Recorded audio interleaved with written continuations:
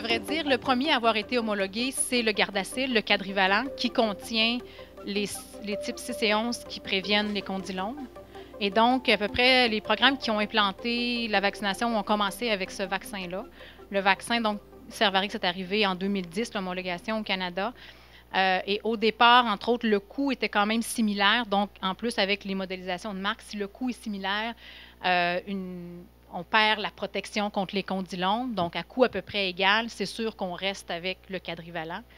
Mais même avec une réduction du coût, quand on passe ça en comité d'experts, de perdre un acquis qui était déjà en place, donc, et surtout qu'on voyait déjà des données en Australie après 2 ans d'implantation, de réduction de plus de 50 des condylomes, de dire, OK, on va, maintenant que l'autre est disponible, il coûte moins cher, on passe au bivalent et on accepte de perdre un acquis qui est déjà là. Donc, en tout cas, à ma connaissance, il n'y a aucun pays qui a... Tout le monde a étudié la question, a tourné ça dans tous les sens, mais à ma connaissance, c'est beaucoup cet enjeu-là d'un acquis, de retirer quelque chose qu'on a déjà offert, semblait un enjeu majeur. Je ne sais pas si tu veux ajouter quelque chose, non? Dans le fond, en 4e année, celui qui est offert gratuitement puis qui est donné à l'école, c'est le quadrivalent.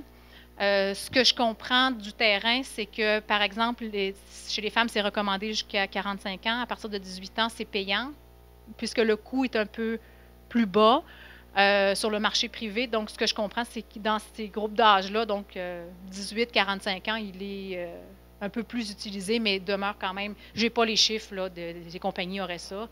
Mais à travers le monde, en termes de nombre de doses aussi, c'est sûr qu'il est moins utilisé parce qu'il n'y a pas cette protection contre les condylomes. Mais quelqu'un qui veut avoir au moins la protection contre les cancers et payer le moins possible, bien, il peut aller vers cette voie-là.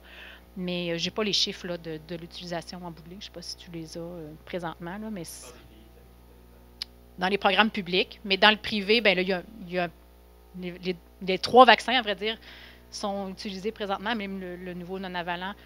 Est utilisé, mais dans le système payant, dans le système privé, là, quand on doit payer pour le vaccin. Ben, je peux commenter, mais je ne suis pas sûre que c'est à nous à commenter les articles d'opinion du Devoir. Mais donc, peut-être pour ceux qui ne sont pas au courant, il y a eu donc un premier article dans le Devoir de 3 personnes, donc 2 de Concordia, une de McGill. Donc, celle de McGill est connue, avait déjà publié donc, des articles contre la vaccination VPH quand c'est sorti.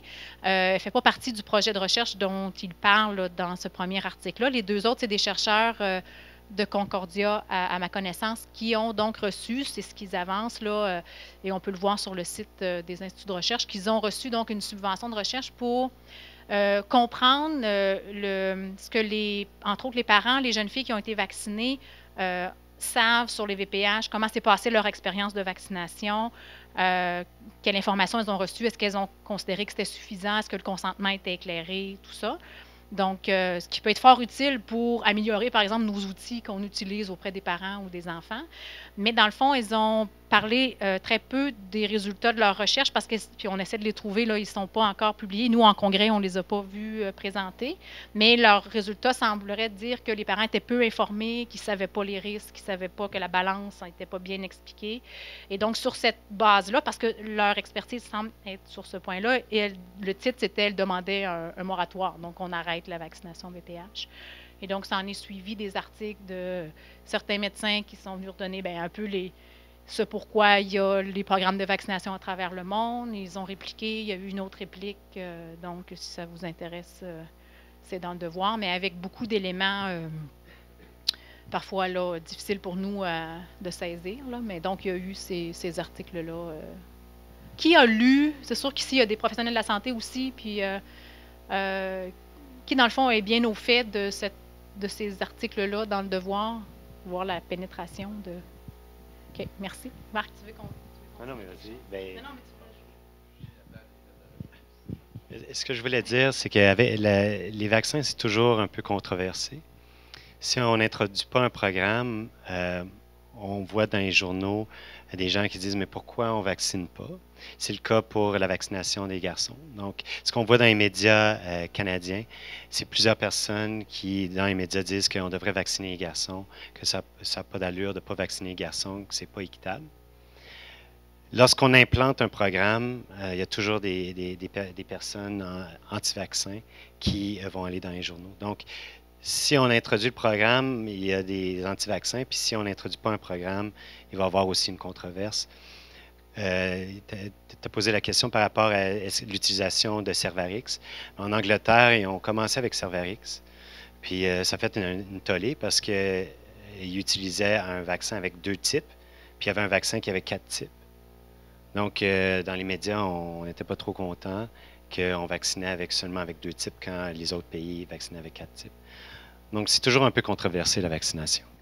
Le problème avec les articles qui ont été publiés au départ, c'est qu'il y avait des choses qui étaient carrément fausses dans ces articles-là, comme par exemple que c'était pas prouvé que le VPH causait le cancer du col, alors qu'on sait que c'est une cause nécessaire et non pas une cause nécessaire et non pas uniquement suffisante.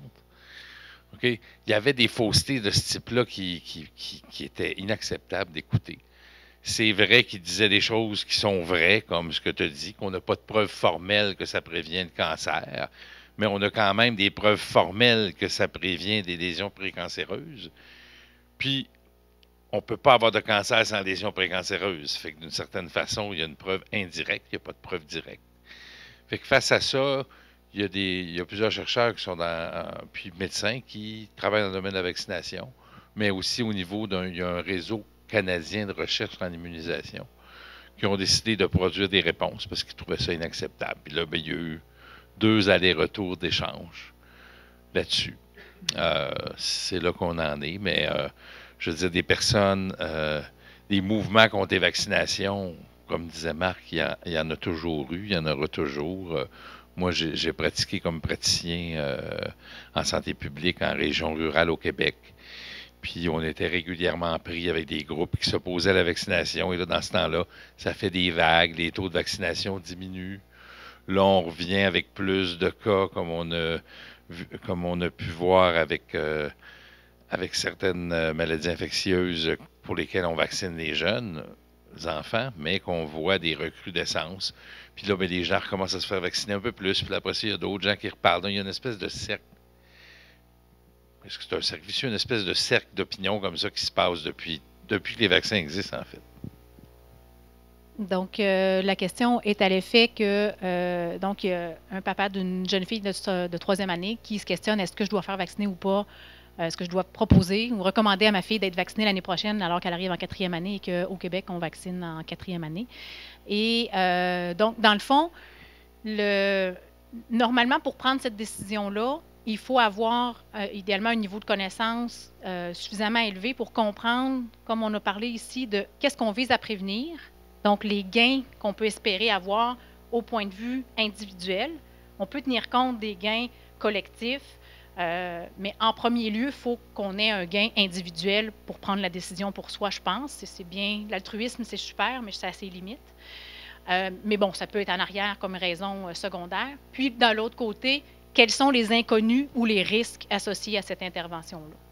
Et donc, c'est un peu ce qu'on a essayé de présenter, les évidences à l'heure actuelle. Qu'est-ce que ça va être dans 25 ans? Je n'ai pas de boule de cristal. À l'heure actuelle, quand on regarde l'ensemble de la littérature, il y a déjà des données d'évidence qui montrent l'impact réel de diminution de maladies associées au VPH. Puis, il y a des données rassurantes sur la sécurité. Est-ce qu'elles sont complètes? Non. Est-ce qu'en termes de réaction locale, il faut que la jeune fille elle sache que ça va lui faire mal puis qu'elle n'aura pas vraiment le goût d'aller à sa 2e? Vous allez me dire, ces éléments-là, c'est mineur, oui, mais il faut quand même en parler. Est-ce qu'on est capable de dire qu'il n'y a aucun risque à long terme? Est-ce qu'on est capable de le dire pour l'acétaminophène, le Tylenol, pour les antibiotiques? Non plus. Mais présentement, dans la balance, quand on regarde les données disponibles présentement, donc les gains surpassent les risques. Sinon, on n'aurait pas un programme recommandé, ça serait arrêté. Si je ne suis pas prête à faire vacciner ma fille, je ne suis pas prête à ce que la fille à côté soit vaccinée. Donc, comment?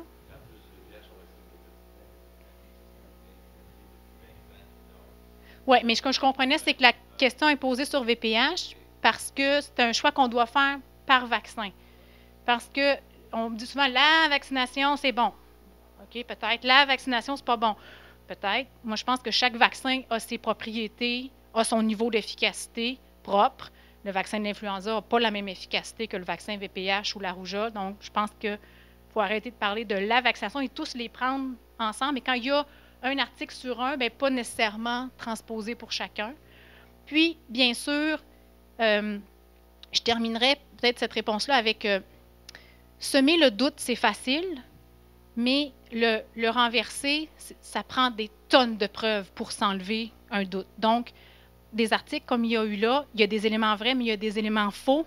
Mais dans la tête de ceux qui n'ont pas l'ensemble des articles, c'est certain que moi, comme parent, si je n'avais pas l'ensemble des articles, je serais ébranlée par ce qui est écrit là. Puis, elles ont reçu des subventions de recherche pour étudier le VPH. Moi, de savoir que c'est un essai clinique ou que c'est une étude sur l'opinion des parents, je ne sais pas, là, moi, c'est quoi le niveau d'influence que ça doit avoir dans ma décision, puis c'est tout à fait normal. Donc, c'est tout à fait normal, comme vous disiez, ça parle d'un chaumière. Ça ne peut pas être autrement, puis c'est tout à fait sain et normal de se poser des questions quand on lit des choses comme ça.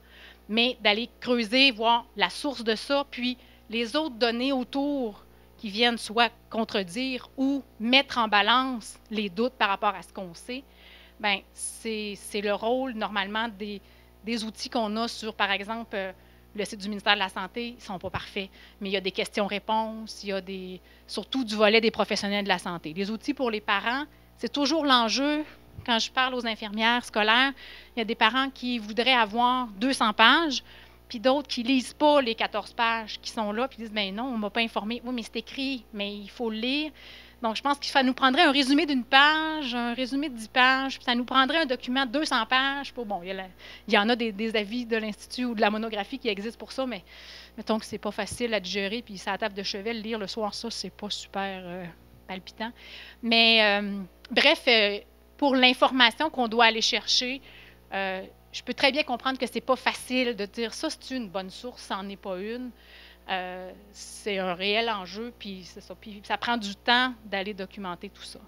Avant la vaccination, c'est à peu près une personne sur 14. Donc, une chance sur 10 à 14 d'avoir des condylomes dans sa vie.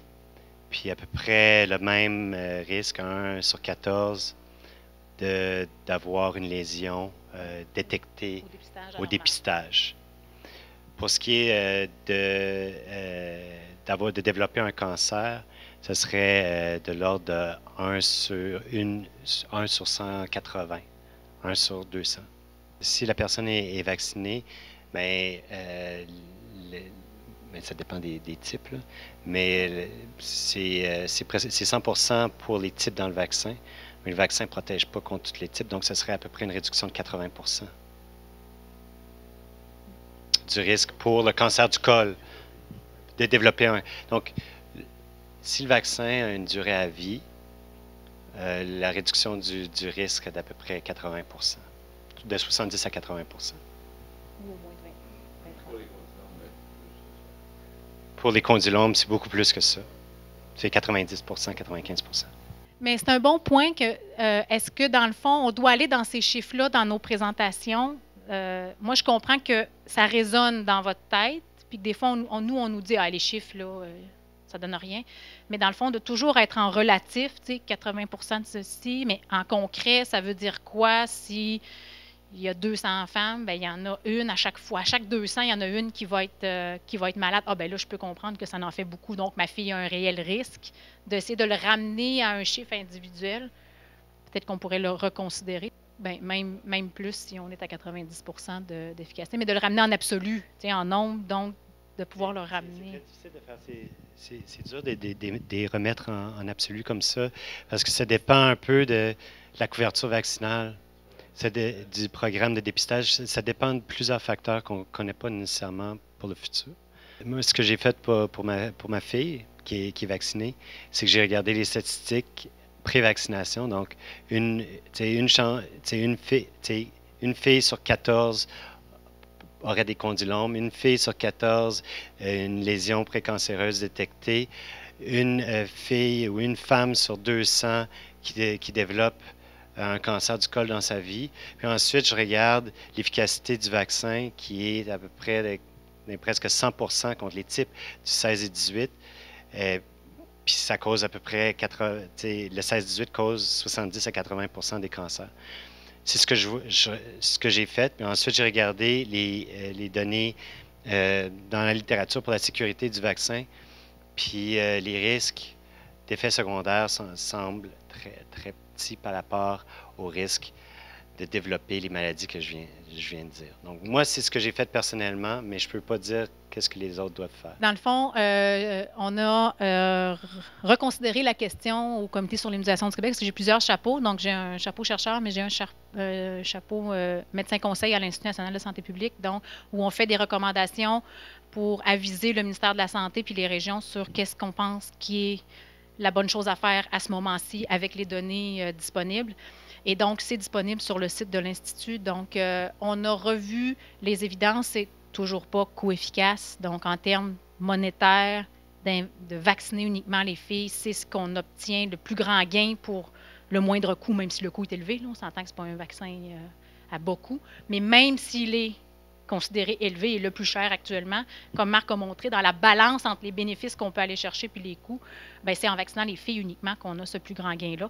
Mais au-delà de ça, surtout particulièrement parce qu'on exclut totalement la protection présentement des hommes qui ont des relations sexuelles avec d'autres hommes, et que d'envisager une vaccination ciblée uniquement aux hommes qui sont déjà actifs sexuellement avec d'autres hommes, ça peut avoir un gain parce que, comme on disait, ils ont une probabilité plus élevée d'avoir des condylomes, d'avoir des cancers ou des précancers anaux, mais même en considérant ça, d'aller les rejoindre, d'une part, c'est très difficile, il faut lever la main là, pour avoir accès au vaccin. C'est possible, mais le gain le plus grand pour cette population-là, c'est bien sûr de les vacciner avant qu'ils soient actifs sexuellement.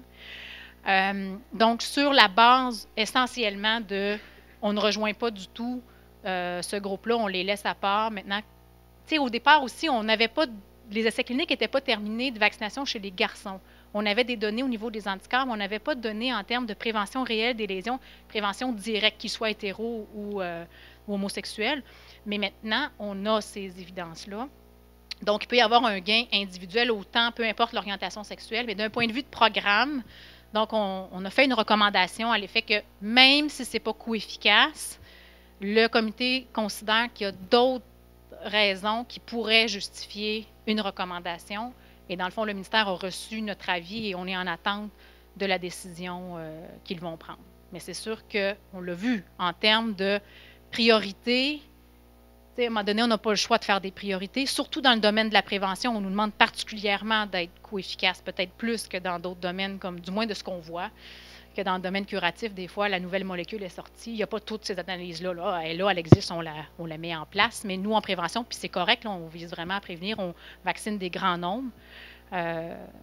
Donc, voilà, fait que c'est là qu'on en est. Donc, au-delà du coût, il y a différentes raisons qui peuvent être mise de l'avant pour recommander une vaccination des garçons, mais qu'est-ce qui va en arriver? La décision n'est pas connue à ma connaissance. Hein, c'est une bonne question. Dans le fond, comme on a vu, la vaccination des garçons est recommandée entre 9 et 26 ans. L'idéal, c'est avant le début des relations sexuelles. C'est un beau cadeau de Noël.